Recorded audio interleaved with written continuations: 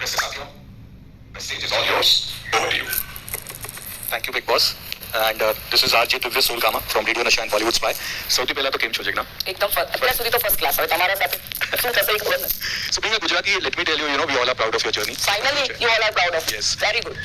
मैंने आपकी किताब पढ़ी थी behind the bars in Byculla, तो उसमें आपने बहुत सारे हॉरिफाइंग इंसिडेंसेस के बारे में बताए थे जो आपके साथ हुए थे जेल के अंदर. इनफैक्ट जब पढ़ रहे थे तभी भी रोंगटे खड़े हो गए थे कि भगवान करे किसी के साथ भी ऐसा ना हो जो टॉर्चर आपके साथ हुआ था, जिस तरह का आपको बुली किया गया था, वो सब जो हुआ था. आई एम श्योर आज यादें धुंधली हो गई होगी, लेकिन वो स्कार्स होंगे, वो कहीं ना कहीं हॉन्ट करते होंगे. वो कौन सी ऐसी एक दो बात है जो इतने साल निकल गए फिर भी वो आप भूल नहीं पाए? सबसे पहले तो मैं आप सब लोगों का शुक्रिया अदा करना चाहूंगी. और फाइनली, हालांकि आज ये एंटरटेनमेंट वाले मीडिया है, सब मेन स्ट्रीम वाले तो नहीं है. आज जैसी भी हूँ, जहाँ भी हूँ, आप लोग की वजह से हूँ. 2011 से लेके अब तक मीडिया का बहुत बड़ा योगदान रहा है, वहां पहुंचाने के लिए भी और यहाँ पहुंचाने के लिए भी. सो ये सरकाज़म समझो या कुछ भी समझो, आई एम थैंकफुल. मैं बहुत शुक्रिया हूँ. और सबसे बड़ा इंसिडेंट अगर आप बोलो कि क्या ऐसा है जो आपके क्वेश्चन थे, आप गुजराती हो जी, आपको बुक, जैसे आपने बोला आपने बुक पढ़ी, बुक में काफी इंसिडेंट लिखे हैं. अभी हम लोग घर में बैठे बैठे, अभी ये फैमिली हो गई है घर में, तो काफी लोग को नहीं कुछ पता मेरे बारे में. तो 2-3 ऐसे इंसिडेंट में जस्ट नरेट कर रही थी जो दिमाग से नहीं निकल पाते. शायद दिमाग से निकल जाते, दिल से नहीं निकल जाता. एक तो मीडिया का बिहेवियर, जो मीडिया ने अपने रंग बदले वो टाइम पे और आज के टाइम पे, वो नहीं भूल सकती मैं. और वही सबसे ज्यादा इंपॉर्टेंट है मेरे हिसाब से. अच्छा, सो के बहुत कुछ सीखा इसमें से हमने. આપણામાં કહેવાય છે ને 12 વર્ષે બાવો બોલ્યો. So that's it. This is a Gujarati proverb what we talk about. Yes, there are many, बहुत सारे ऐसे इंसिडेंट्स हैं. जेल में मेरी सबसे पहली एंट्री जो बुक में आपने पढ़ी होंगी, वो किसी भी लिए, मेल या फीमेल की बात आती ही नहीं है. किसी के लिए, कोई भी इंसान के लिए बहुत ह्यूमिलेटिंग होती है. तो मैं ये तो नहीं बोल सकती हूँ कि सबको जाना चाहिए जेल में और वो एक्सपीरियंस करना चाहिए, बट वो इंसिडेंट बहुत बहुत ही ह्यूमिलेटिंग होता है. और सेकेंड इंसिडेंट, 3 इंसिडेंट है, आपने मुझे 2 ही बोला, बट मैं मेरी तरफ से ऐड करती हूँ. सेकंड इंसिडेंट, जब मेरा लड़का मुझे जेल में मिलने आया था, जिस दिन उसने मुझे बोला, अरेस्ट के 15-20 दिन के बाद, वो क्रिसमस वेकेशन में हॉस्टल से आया था, उसने मुझे बोला मम्मा तू कभी ये सब कर ही नहीं सकती है, मुझे पता है. उस दिन से मैंने समझ गया कि मुझे दुनिया को या प्रेस को कोई जरूरत नहीं है कुछ भी जस्टिफाई करने की. आज बिग बॉस ने प्रेस कॉन्फ्रेंस रखी है, so I am very thankful to Bigg Boss की काफी चीजें जो मैं इतने साल से मीडिया को नहीं कह पाई वो कह सकती हूँ. ये सेकंड इंसिडेंट था. और थर्ड इंसिडेंट, जब मैं कस्टडी में थी तभी मेरे नाना 90 साल के थे वो टाइम पे. मैं क्राइम ब्रांच के पहले माले के एक विंडो से उनको देख रही थी. वो मुझे मिलके परमिशन के साथ आए थे मिलने. तो ये भी नहीं होना चाहिए कि मुझे कोई फेवर मिला, क्योंकि मेरा अच्छा कनेक्शन था, ऐसा कुछ नहीं था. और घर से मुझे लगता है कपड़े देने आए थे. कपड़े देके वो जा रहे थे, हाथ में लाठी था. तो जो बिल्डिंग में थी कस्टडी में, वहां से मेन गेट कुछ 500-600 मीटर का है. 90 साल का आदमी, आप लोग समझ सकते हो कैसे चलता है लाठी के साथ. वो टाइम पे भी मीडिया ने, वो चल रहे थे और एक पत्रकार जो बहुत फेमस था, उसने उनका वीडियो ले रहा था. ये ह्यूमिलेटिंग था मेरे लिए. ऐसे है बहुत सारे, रात बीत जाएगी. सो बट यस, ये 3-4 इंसिडेंट बहुत इंपैक्ट वाले. God gives you strength, and if you need a water, please do. No. Thank you so much. Jigna, this is Amit Tyagi from आज तक.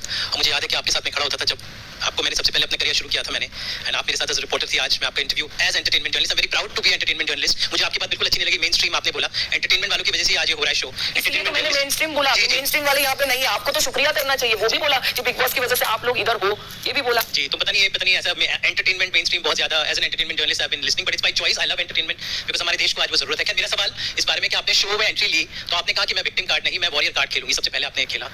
आपकी सीरीज भी हमने देखी, उसमें काफी कुछ हकीकत थी, थोड़ा फसाना था, लेकिन सच थोड़ा सा आप खुल के नहीं बोल रही हैं. जैसे कि हमने सीरीज में भी देखा था, आपका एक पुलिसमैन आपकी जिंदगी में थे, लेकिन जब आपकी गिरफ्तारी हुई उसके बाद आपने उनसे दूरी बना ली. तो क्या वजह थी? उस सच को मैं जानना चाहूंगा, क्योंकि वो पर्सनल लाइफ आपकी. थोड़ा बताएं क्या कुछ हुआ. एक तो बिग बॉस का रूल है, पास्ट को बात नहीं करनी है, भूतकाल में जाना नहीं है. खुद बिग बॉस ने ये रूल बनाया है, वर्तमान में रहिए. जो इंसान वर्तमान में है ही नहीं तो उसको क्यों बीच में लाना. ठीक है, that's it. All the best. Thank you. Hi Jigna. Hi. Hello, hi, this is Neha from Bobby times. Jigna, मेरा सवाल आपसे ये है, बिग बॉस 17 में पार्टिसिपेट करना क्या ये एक सोची समझी रणनीति या एक अच्छा मूव बोल सकते हैं? बिकॉज हाल ही में जैसा कि अमित ने बोला कि आपकी एक सीरीज आई है जो which is based on your life, आपके जो आपने चैलेंजेस फेस किए हैं प्रोफेशनल लाइफ में, उसके बारे में, और एक तरीके से एक किरदार को पाक साफ जो बोलते हैं, व्हाइट वॉशिंग, वो भी दी गई है इन दैट सेंस. तो एक सिंपैथी भी आपको मिल गई है, आप वापस चर्चा में आ गई है, एक जनता की सिंपैथी मिल गई है, प्लस अंदर भी जैसे आपने भी मेंशन किया, आप अंदर भी अपने वाकयात सुनाती हैं लोगों को, तो वहां से भी कोई अटैक या नेगेटिव कोई भी पॉइंट्स नहीं बोलेगा, बिकॉज सीरीज में आपको इतना अच्छा दिखाया गया. आप अपनी साइड ऑफ द स्टोरी बता रही हैं जो कि अगेन पाक साफ होगी, नॉट नेगेटिव एट ऑल. हाँ, तो आपका क्वेश्चन. तो मेरा सवाल ये था कि बिग बॉस 17 चुनना आने के लिए सोची समझी रणनीति है, अच्छा मूव है आपके लिए, वर्किंग इन योर फेवर? ये तो पहले बिग बॉस को पूछना चाहिए कि उन्होंने मुझे क्यों चुना और मैंने क्यों हाँ बोला. लाइफ में हर एक मोड़ आता है जब कोई डिसीजन हमें लेना पड़ता है, एंड मे बी ये एक ऐसा रियलिटी शो है जो मेरी बुक मैंने लिखी जो 100 लोगों ने पढ़ी होगी, वेब सीरीज जिसने लिखी वो 10,000, मतलब वेब सीरीज 10,000 लोग ने देखी होगी, बट मुझे मालूम है ये 130 करोड़ लोग देखेंगे। उनको सच जानना चाहिए कि जिग्ना वोरा कौन है। अगर आप पे मर्डरर का लेबल लगता है, आप में किसी की आइटम का लेबल लगता है, आप में अंडरवर्ल्ड का लेबल लगता है, तो 24 घंटा आप देख सकते हो कि मैं कौन हूँ। और वेब सीरीज की वजह से हूँ या नहीं हूँ वो मैं नहीं जानना चाहती, क्योंकि फिलहाल जैसे भूतकाल मेरे को देखना नहीं है, ये इसमें कुछ राजनीति नहीं है, मैं पॉलिटिक्स में भी नहीं जा रही हूँ यहाँ से बाहर निकल के, सो उसकी भी ट्रेनिंग नहीं है। ये मुझे अपने आप को, लोग आज मुझे स्ट्रॉन्ग वुमन बोलते हैं, लोग मुझे आज इंस्पिरेशन बोलते हैं।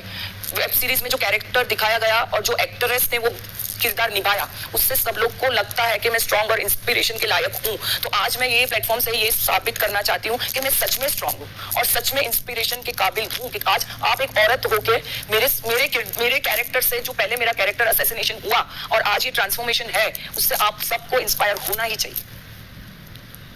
हाय जिग्ना, मैं आकाश हूँ नवभारत न्यूज़पेपर से। जिग्ना, मेरा सवाल आपसे ये है कि अपने जर्नलिज्म करियर में आगे बढ़ने के लिए आपको लगता है कि जो फैसले आपने लिए, जो रास्ते आपने चुने, कहीं ना कहीं उसने ही आपके करियर को बर्बाद किया है। इस पर आप क्या कहना चाहेंगे? रिग्रेट महसूस होता है कहीं ना कहीं? आज नहीं लग रहा है कि करियर बर्बाद हुआ।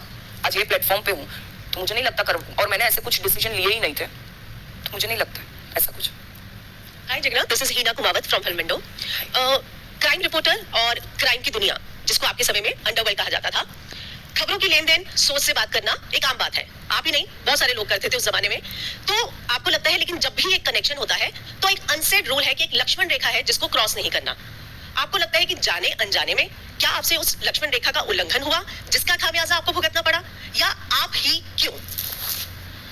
पहले तो मैंने लाइन क्रॉस की कि नहीं, शायद आप लोग अपना प्रिपरेशन ढंग से करके नहीं आए। इसलिए मैंने कहा कि जाने अनजाने में नहीं, इतने साल बाद जाने अनजाने की भी बात नहीं है। आप लोग को मेरा चार्जशीट, बेल ऑर्डर और जजमेंट पढ़ के आना चाहिए था। बेल ऑर्डर में क्लियरली लिखा गया था कि I have not crossed any limits, तो वो क्वेश्चन का जवाब मैंने आपको दे दिया। सेकंड क्वेश्चन क्या था? सॉरी, कुछ कनेक्टेड था या कि आपको इतने साल बाद लगता है कि आपको किस चीज का फिर खामियाजा भुगतना पड़ा और आप ही क्यों? क्योंकि बात तो बहुत सारे लोग करते थे। सही बात है।